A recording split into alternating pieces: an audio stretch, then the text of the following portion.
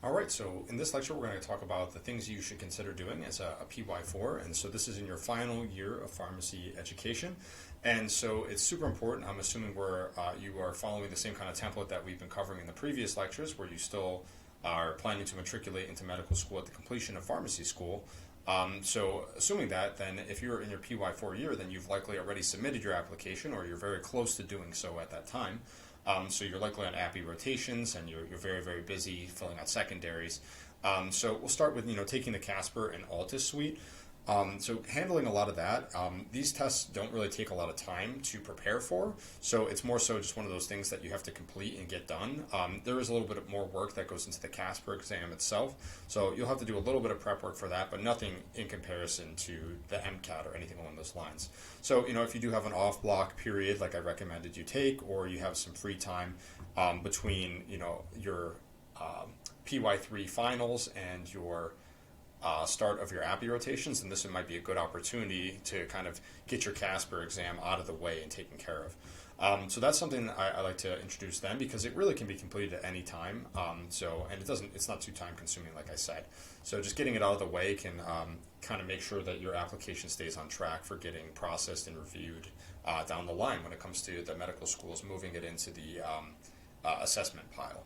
Again, secondaries and interviews also will occur during your P4 year.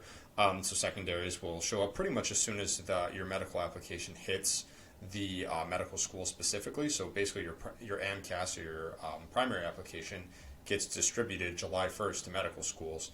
And within a few days, some medical schools may pre-screen, other schools just kind of knee-jerk reaction, they just send out secondaries.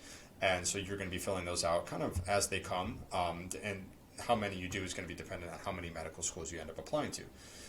You also have to kind of budget for interviews, so making sure that you're aware that you're going to have to schedule for interviews. So any application or any API rotation that I was starting, I was very conscientious of the fact that I might have to leave for interviews. And so being transparent with your preceptors and advisors for pharmacy is going to be super important. So you might start a rotation and have no interviews at the time, and then end that rotation with 5 or 6. So it really just depends, and you need to make sure that you are being transparent with your preceptors, because you don't want to just let them know hey, by the way, I need to leave for a straight week while I handle some interviews. Oh, by the way, I'm applying to medical school. I think that should be something that you address up front. Additionally, update letters. Those are basically, as they sound, updates to your application. Once you've kind of formally submitted your secondary, that's basically the last time that you will be able to contact the medical school with any kind of formal content to supply them with to help aid in their selection process for interviews. So update letters kind of fall in line where you have to have some kind of significant or substantial achievement, or new research publication, or maybe a new API rotation, or significant clinical experience. Generally speaking, update letters are reserved for maybe November, December, or even a little bit further, so about halfway through the application cycle, and you send them to programs that maybe haven't given you any love at that point in time. There's programs that haven't rejected you outright, but they also haven't really acknowledged you exist. So that could be a good time to show them that you're still interested in their program, and also kind of reminding them at the same time that hey, you exist. So that can be something of use.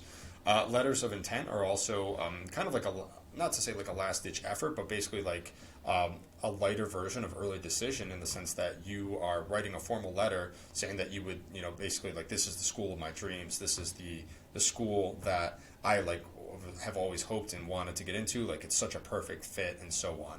So it's basically more of a commitment letter to a particular school versus an update letter, which is talking about you.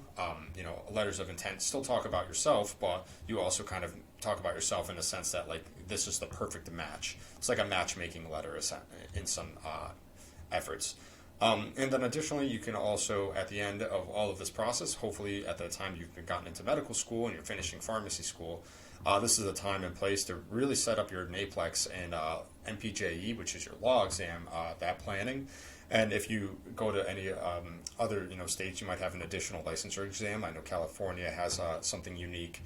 New York used to have the compounding exam, which is what I took, but I believe they've gotten rid of that at this point. So kind of making sure that all of that licensure criteria is taken care of ahead of time, so that you can really enjoy the period off in between pharmacy school and medical school.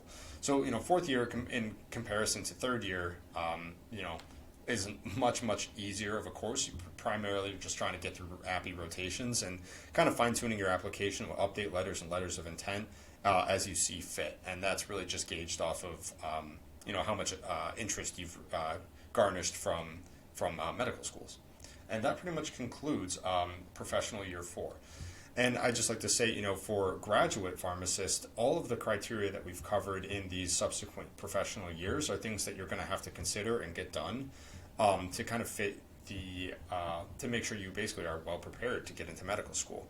And unfortunately, you don't have time off from work or anything along those lines. So those are things you will have to consider. Potentially, when you're preparing for the MCAT, you might have to take an extended leave of absence or something along those lines to make sure that you are putting your full efforts forward and kind of making sure that you are if you're gonna make a run for medical school acceptance, it needs to be a pretty good attempt at it.